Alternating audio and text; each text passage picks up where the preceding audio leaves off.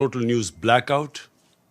I have met Kashmiris in New York who have complained that they can't get in touch with their families. They don't know what's going on. We know of mass arrests. We know that the entire leadership of Kashmir, even those leaders who were pro India, who wanted to be part of India, even those Kashmiri leaders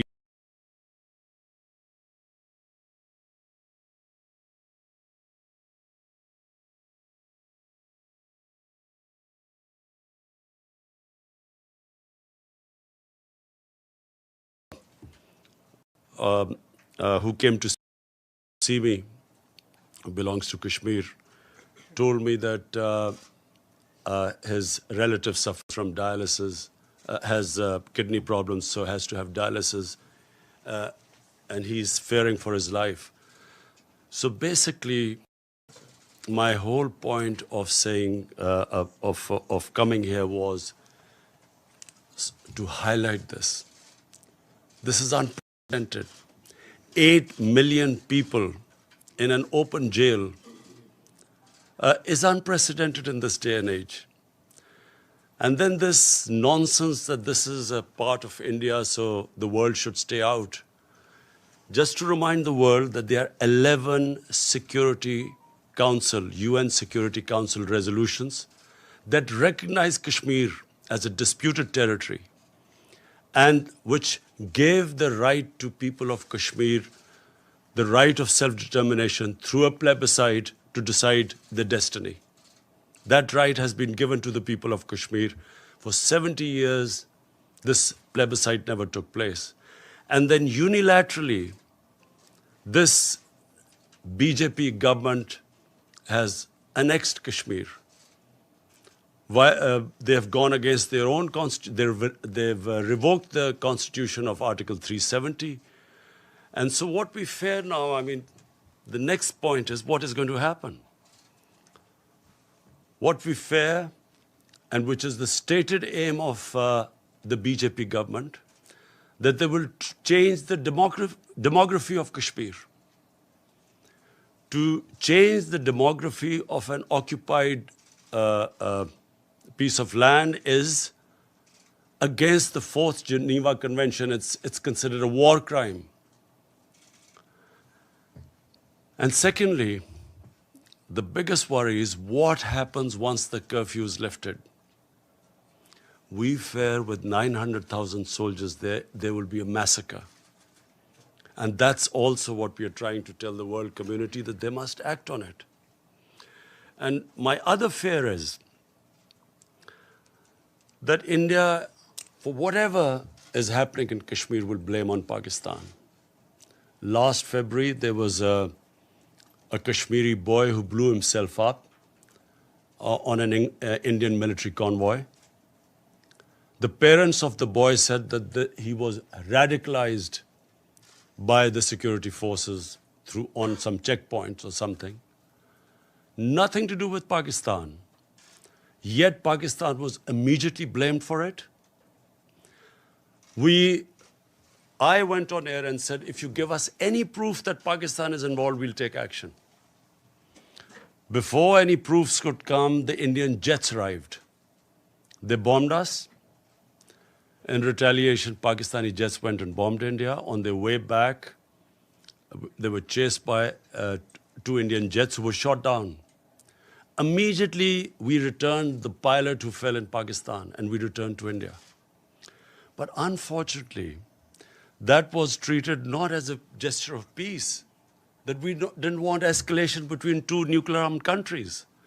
It was taken as a sign of weakness, how we were scared of the might of India. And the sad fact is that unfortunately, India today is governed by a racist, a Hindu supremacist, a party, RSS, which was banned in India 2 or 3 times as a terrorist organization. RSS was responsible for the assassination of Mahatma Gandhi.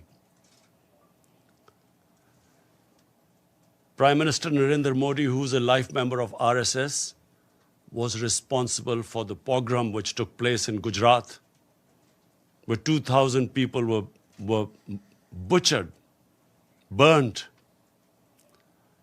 under his chief ministership, and for 3 days the state did not do anything. 150,000 people became homeless, Muslims became homeless.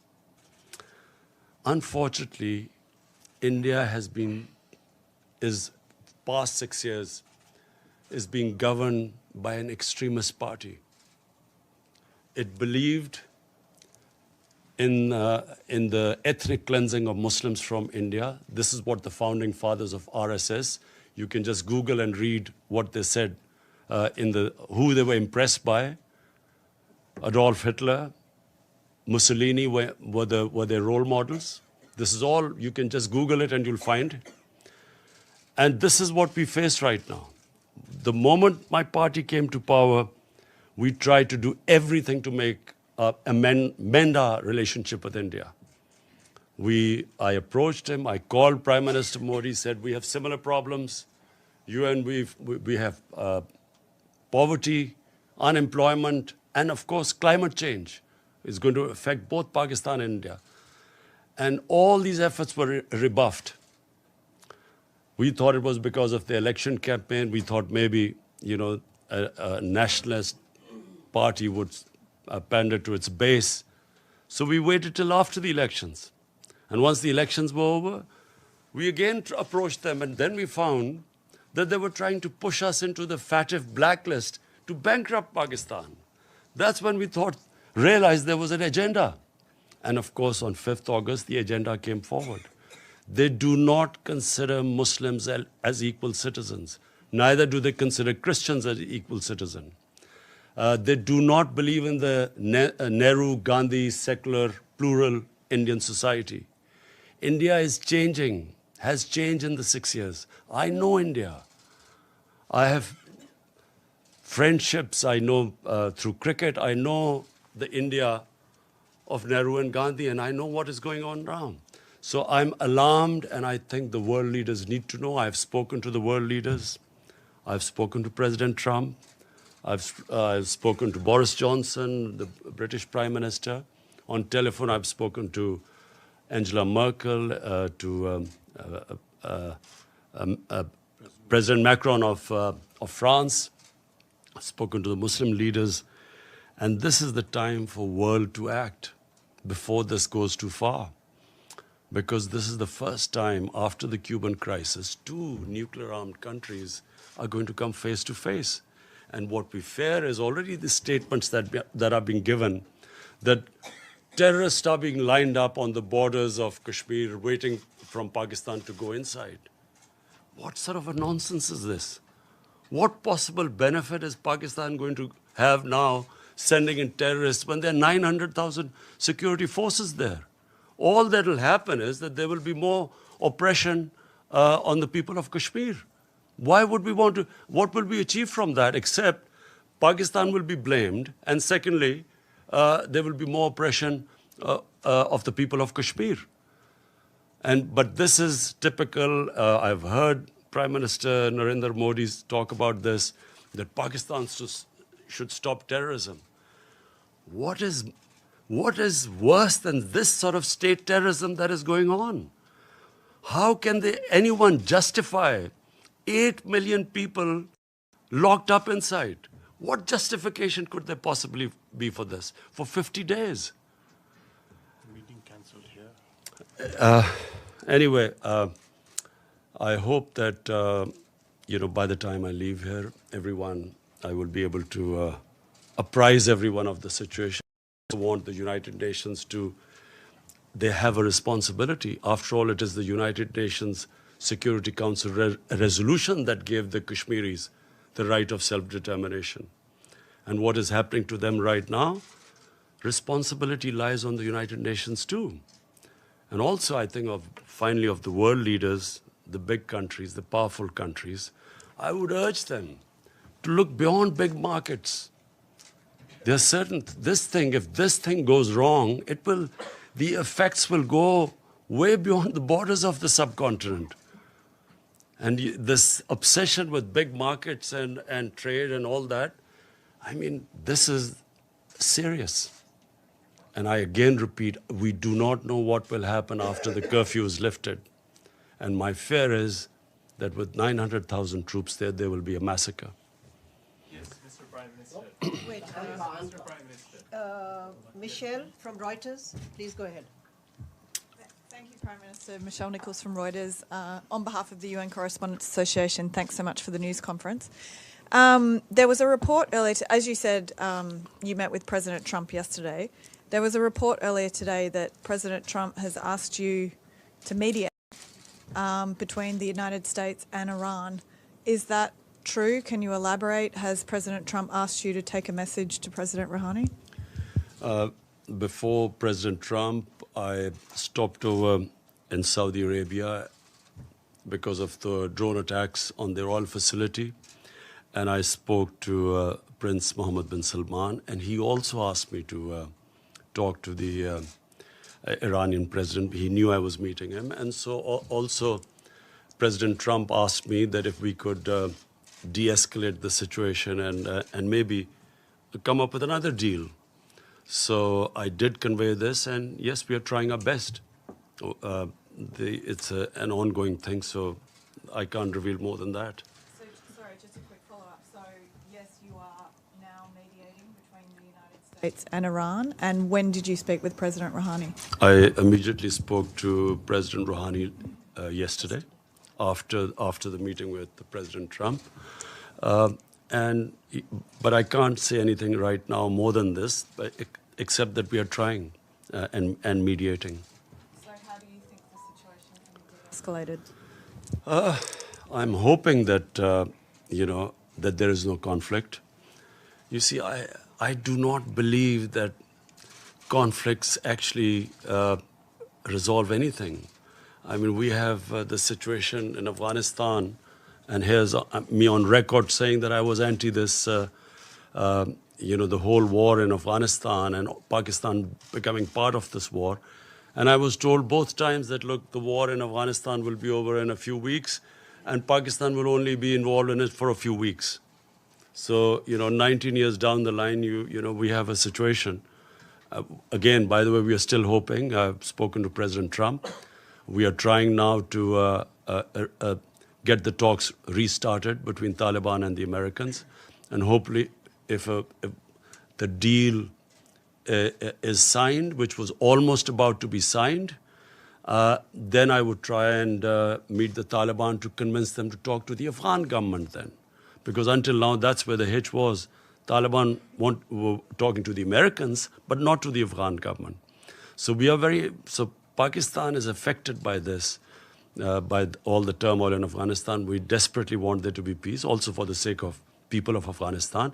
Also, this would be a tragedy for not just Pakistan, but I mean for all developing countries with their budgets being affected if this war takes place and the oil prices shoot up.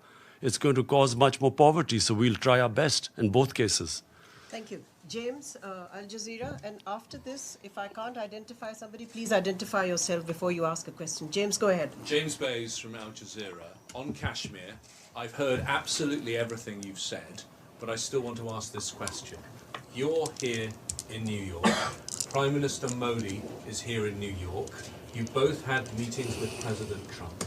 Is there a possibility of face-to-face diplomacy? Is there a chance for diplomacy on Kashmir? Look, before 5th August, Pakistan tried everything. I spoke to President Modi too, saying we have similar problems. Our problem is poverty, above anything. The responsibility of the head of state above anything is to get people out of poverty. And conflict is one that creates poverty. And sadly, as I said, there was no response.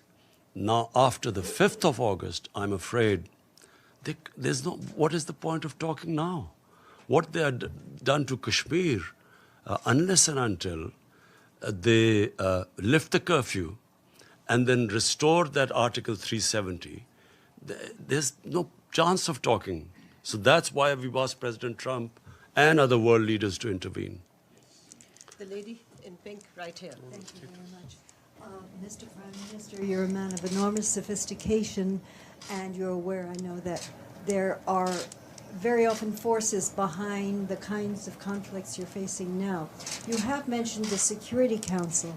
Now, one of my concerns, if this issue becomes before the Security Council, is there has been a tendency to attack Islamic countries, Iraq, Libya, and now Syria. And wouldn't it be risky to get the Security Council, with its multiple interests conflicting, involved in this? What would your expectation or hope be?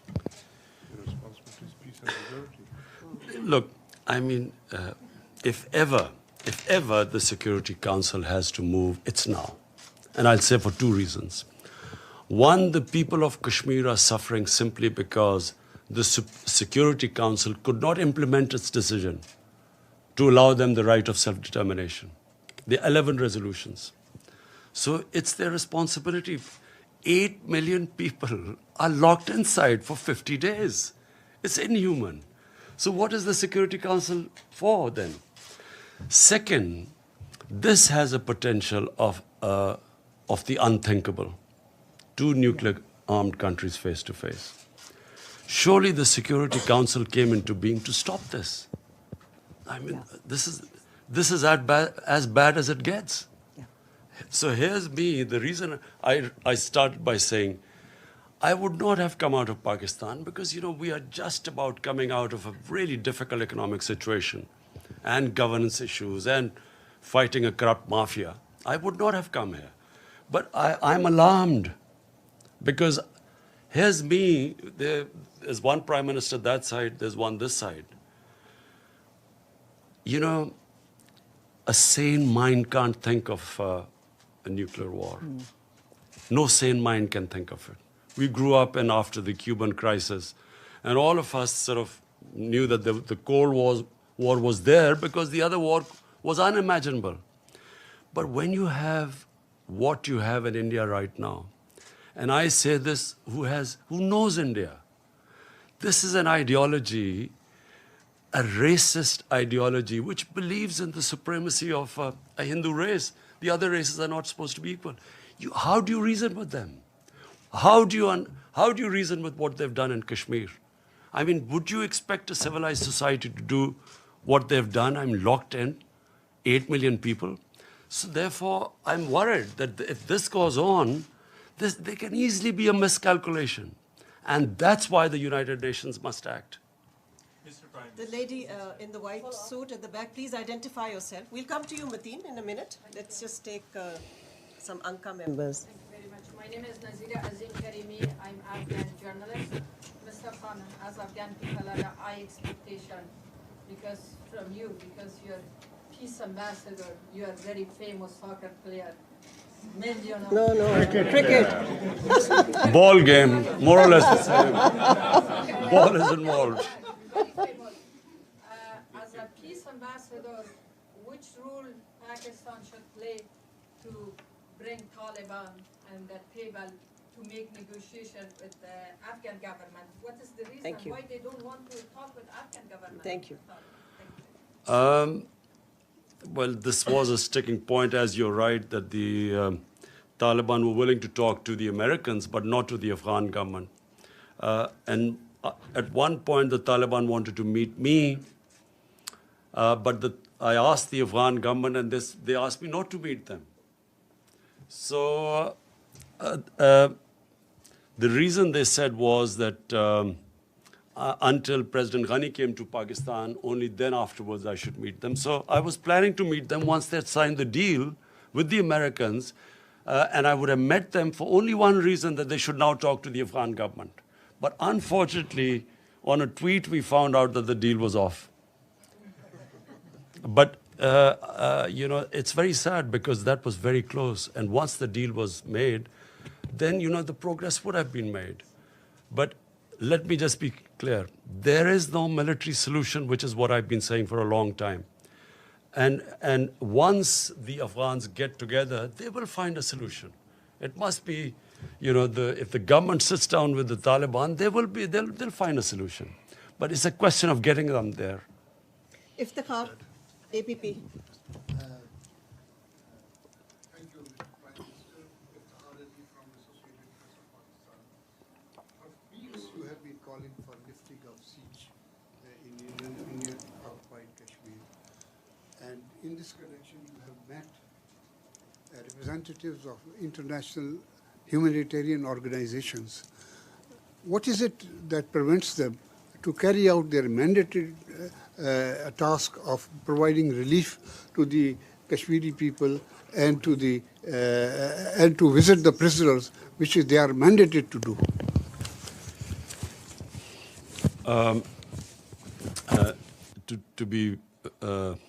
To be absolutely frank, I am a bit disappointed by international community.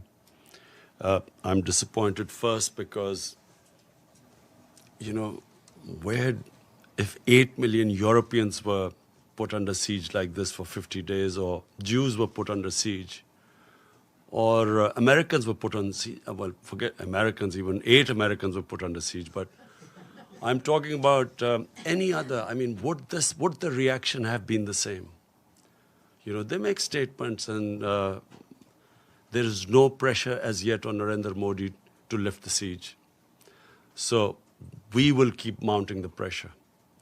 And I will tell the UN, I'm speaking on Friday, I will tell them that if there is a massacre, I mean, what are 900,000 troops doing there? When India says that, you know, Pakistan is sending these terrorists, 500 terrorists, what can 500 terrorists do in front of 900,000 troops? Why would you send 500 terrorists as what they're saying? 900,000 troops are not to fight terrorists. They are to control, intimidate, and subjugate a population. And population, the entire Muslim population, I mean. This is why it is going to have repercussions far beyond Kashmir. Because 1.3 billion Muslims are watching this. Where is the world community? Where is the international community? Where are laws? United Nations Security Council had given them that right of self-determination. And what is happening to them now? So this will have repercussions. It's going to create radicalization. This is going to get worse. I'm flagging it right now because this is just the beginning. Once the curfew is lifted, God knows what is going to happen after that. Do they expect that the people of Kashmir, who've already lost 100,000 people in over 30 years, do they think that just because India has revoked Article 370, they will quietly accept the status quo? They will accept that India has taken over and annexed Kashmir? Of course, this is going to be there's every likelihood of there being a massacre. So the world community will be responsible. Mateen Haider. Can I just add to what the Prime Minister said to your question, sir? The President of the ICRC met the Prime Minister yesterday, and he said that in order to go and operate in Jammu and Kashmir, Indian occupied side, they need permits. They've applied for permits, and they have neither been refused nor been given permits. So practically, they're inaccessible. Yes, Mr. Prime Minister over here, Mateen Haider, Ji, Mateen. So you just expressed disappointment over international community's cold response. But you are saying at the same time you are making all efforts, meeting world leaders. What is the reason India is unmoved? And when you met President Trump, again he said that he is ready to mediate if requested. So when he will be requested, and second part of it, how serious is the threat of attack or adventure from the Indian side, and what is your defense preparation? Do we have the capability to thwart any possible aggression from India with full force? Thank you, Mr. Prime Minister. Look, I'm disappointed because I really feel, now, not as a Pakistani Prime Minister, as a human being, I feel disappointed that how can the world community stay quiet when 8 million people are being treated worse than animals? It's just simply disappointment coming from there. Secondly, I know why the response is lukewarm, and I know why Mr. Modi is not pushed at the moment. The reason is because people look upon India as a market of 1.2 billion people. Sadly, this is what is happening. Material comes over the human. So it's because it's a big market. They know it's wrong. Everyone I've spoken to knows this is wrong. Some are appalled by it. But they keep quiet because in the end they start thinking of a market. But my simple message to all those who are looking at a big market, this can go very wrong. To your point, to your second question, last time when they made Pakistan an excuse for this, a boy brutalized by the Indian security forces who blew himself up, they blamed Pakistan and bombed us. And once a conflict starts between two nuclear-armed countries, and I told the Indian public too on television, I said it will go beyond my hands, or your Prime Minister's hands once it starts. Who knows where it's going to end up? So it's madness to allow this whole situation to deteriorate further, because it's only going to deteriorate. Again, I repeat, what will happen when you lift the curfew? What is going to happen? What do they think that the Kashmiris, after how they've treated them, are they going to quietly now accept India, that India has taken over Kashmir and they'll accept it? I fear there's going to be a bloodbath. And that's when things will start deteriorating very rapidly. I know you all want to ask questions. I'll come to you one by one. The lady in the blue, please go ahead, and if you can identify yourself. Thank you. Thank you, Ambassador. Thank you, Mr. Prime Minister. Betül Yürük from the Turkish news agency Anadolu. You had a meeting with Turkish President Erdogan yesterday. Do you think Turkey could play a role to help resolve the issue between Pakistan and India? Thank you. Well, first of all, I really want to thank President Erdogan for mentioning today Kashmir in his speech. We really feel that I hope that after him more leaders take his lead and at least ask India to lift the siege. We have a very, very good relationship with Turkey, and President Erdogan is coming over to Pakistan next month, which we hope to receive. We hope to increase our trade, all sorts of, we're going to have financial agreements with Turkey. And yes, we are very thankful that the President has taken a very principled stand. Please go ahead. We'll come to you, sir, in a minute. Thank you. Thank you for the press conference, Mr. Prime Minister. My name is Ibtisam Azim from the Daily Arabic Al Arab Al Jadid newspaper. My question to you is, you said that you will keep mounting the pressure. Could you tell us which steps are you going to take? And then to which extent are you afraid that the situation of Kashmir will be very similar to what's happening in the occupied Palestinian territories, where you have a lot of resolutions, a lot of sympathy, but on the ground there is no concrete steps to help the local people. Thank you very much. You see, just like until the Palestinians are given a just settlement, there will always be a problem there. But you know, of course, Israel is very powerful and probably at the peak of its might. And so for the time being, they've put a lid on it. But eventually there has to be some settlement there, with a just settlement where the Palestinians have a homeland. I think that Kashmir is going to be a bit different.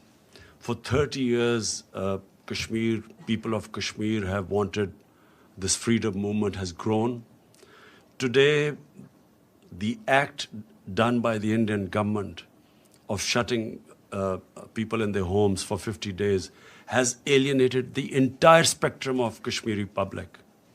There were at times people who were pro-Indian and who were, as I say, there were Kashmiri leaders like Umar Abdullah and Mehbooba Mufti who were pro-India. Today, no one will be able to ever get a vote in Kashmir who's pro-India because of what they've done. And they've actually, what the BJP government has done is it has actually told the Kashmiris that you're not equal human beings. They do not consider them human beings. Only, hence a mindset can put people inside what they've done. And not thinking through what happens once the siege is lifted. I do not think Narendra Modi knows what's going to happen. The gentleman right here. Yes. After this, we are going to have an OIC summit meeting. We will gather all the Muslim countries simply for one thing. The only reason the people of Kashmir are being subjected to this is because they are Muslims. And this is resonating in 1.3 billion Muslims. And it's very important for Muslim world to play its part because they're only suffering because they're Muslims. The Hindu Kashmiris are not suffering. And that's why it is important for them to take a stand. Because if the Muslim countries don't take a stand for whatever reason, for their own trade or whatever agreements, that's what leads to radicalization when the governments do not express the wishes of the people and when they see injustice. So I hope that, the Muslim countries, we will have the OIC meeting next month. Joseph Klein of Canada Free Press. You've been quoted as saying that Pakistan had originally trained al-Qaeda forces and also that you regretted the decision by the Pakistani government after the 9/11 attack to side with America against what would then refer to as terrorists. What assurances have you given to President Trump that Pakistan will indeed help in the fight against terrorists, including within Pakistan, that are aligned with the Taliban? Because I believe the second in command in the Provisional Transition Commission or Council that was being considered has significant ties with the terrorist organization in Pakistan. So what kind of assurances are you willing to give? Let me, what I said, and let me explain it in the exact context which I spoke. 1979, the Soviets invaded Afghanistan. 1980-81, the Americans decided to back Pakistan, to back the freedom struggle in Afghanistan. And in 80s then, jihad was declared against the Soviets, and Muslims from all over the world were invited to participate in the jihad, means a freedom struggle for Afghanistan against the Soviets. Amongst them were Al-Qaeda. All these different organizations, Mujahideen groups, all arrived in Pakistan to defeat the Soviets in Afghanistan. And of course, Pakistan trained them, but they were funded by the Americans, by the Western countries, because all the Western countries backed the Afghan jihad. So my whole point was that then Mujahideen, who were doing, the Russians would call terrorism, but then we would call them freedom fighters. They were trained in the art of guerrilla warfare, which the Russians called terrorism. And so when the Soviets left, my whole point is that the United States also packed up and left. And we were left with the groups. So I was just explaining how come when they talk about Pakistan having these groups, this is how we ended up having the groups. If it would have been, which is what we hope now, we hope that there's a proper transition from Taliban, from when the Americans pull out of Afghanistan, we hope there's a transition to a proper political solution rather than just packing up and going as happened in '89. There will again be chaos in Afghanistan. So my whole point is that when they left, chaos happened in Afghanistan, Pakistan had the fallout. We were left with these groups, all dressed up and nowhere to go. And we were blamed in the end. After 9/11, when the same groups from Mujahideen turned into terrorists, Pakistan was blamed for it. We were given the job now to clear this up. And we ended up losing 70,000 people from 2003 onwards. And so my whole point is that either we should not have participated in the Afghan jihad. Once we had participated, then we should not have been part of the American war on terror, because they turned the people who had we trained against the Soviets and foreign occupation. When the Americans occupied Afghanistan, they turned on Pakistan. Azim Mia and then Jahzeb of ARY. Azim Mia, please go ahead. Mr. Prime Minister, now you have met President Trump, so he has met Modi also. He has met on both sides, and looks like he has got a tilt towards India. So that's one option. Secretary General says that the resolutions on Kashmir were not under Chapter 7. So according to the procedure of the Secretariat, Chapter 6 resolutions are non-binding. And in all that kind of a situation, what are the options left, except appealing to the international community? Because the international community looks like that right now, in the face of Indian-American alliance, things are getting bad. So what procedures you are going to adopt, and what is your approach, and where are you heading? Thank you. Azim, did you say I begged President Trump? No, you met President. Oh, thanks. I don't.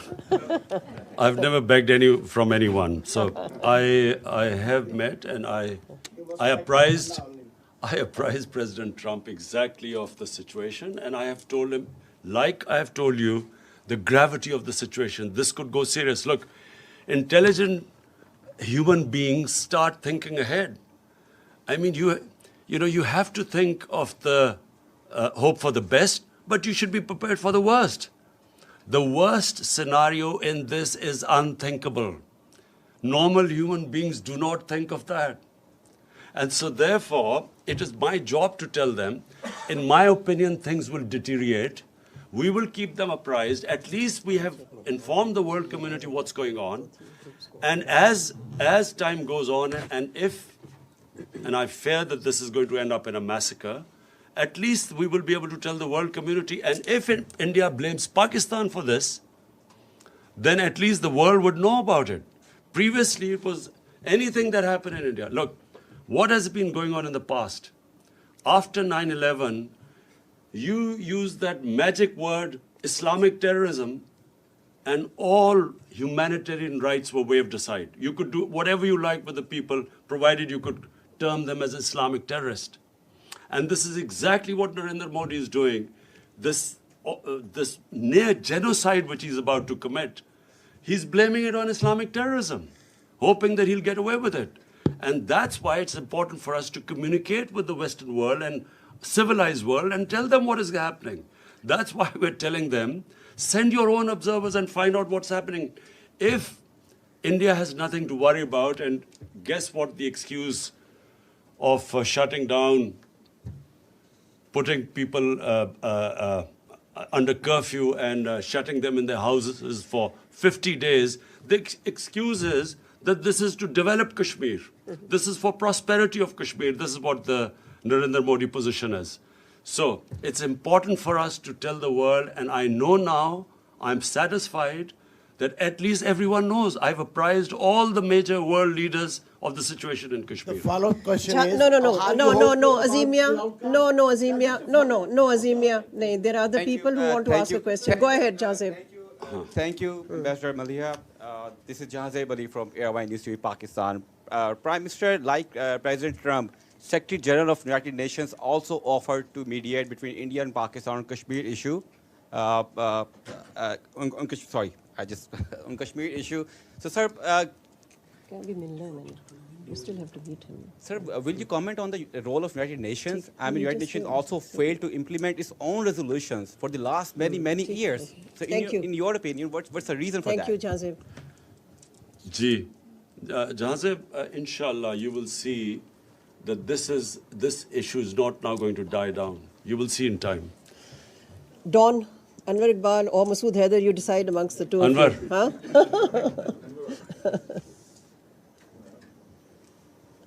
Sorry. Jane. I have a very brief, very simple question. You are here, met world leaders, you'll be speaking in 2 days, and you'll go back. What other options do you have now if the international committee does not respond? Look, Anwar, let's be straight about this. What options have we got apart from this? I mean, we can't attack India if, clearly that's not an option. Apart from that, we are doing everything possible. Apart from starting a war, we are doing everything possible we can. We are all the time exploring every possibility. We're making sure every world leader knows about the situation. I will be speaking on Friday as well, and I will try my best to make the world understand. And then media, I'm going to, you see, I believe that the media is very powerful. The Western media, I had meetings last night, and I realized that a lot of them already know what is going on. And so I know what happened in Bosnia. When the ethnic cleansing of Muslims started in Bosnia, for a while the world did nothing. But the media put such a pressure that eventually the world had to do something. And I believe that in Kashmir, it's exactly the same thing will happen. Even though countries are worried about their economic interests and markets, I believe that this is a much bigger issue than markets and economic interest. And eventually the world will be interested. Let's take Hassan from the Daily Times. Mr. Prime Minister, in the past we have seen we had General Musharraf 4-point formula and we also had a Chenab formula. What proposal would you suggest to resolve Kashmir if you were able to talk to India in the near future? For a start, they have to lift the curfew. That's the beginning. I mean, this inhuman curfew of 50 days. Even the Congress party in India has commented that poor people have been shut inside for 50 days. 50 days they've... no one knows what's happening with all the prisoners, political prisoners, thousands of them. Thank you very much. In that formula, there was a problem. And the problem was that the third party, the most affected party, the Kashmiris, were not in the loop. We have one last question. Go ahead. Muhammad Ikram, Voice of America, U.S. service, we broadcast to Pashto region, Pakistan, Afghanistan. Did Trump ask you to play some role or active role in Afghanistan, and did he told you something about to put some pressure on Taliban, and what were you told him? I'll repeat what I said. We were very surprised because the deal was about to be signed when from a tweet we found out that the deal had been broken. So what we hope is that, and what we will try and do, is to actually get back that deal to be signed. And then Pakistan will do its best to get the Taliban to talk to the Afghan government.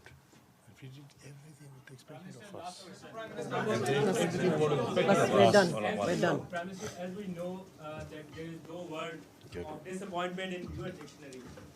Really appreciate as you have conveyed Pakistan's narrative loud and clearly across the world. During these days, you have met with different head of states, including Donald Trump. Now, in your opinion, what they are thinking and how much they are convinced? If no mediation, then what next? Look, the disappointment is not because I think that people of Kashmir, I feel that what Narendra Modi has done, he has boxed himself into a blind alley. There is nowhere for him to go from now onwards except a general massacre of people of Kashmir when the curfew is lifted.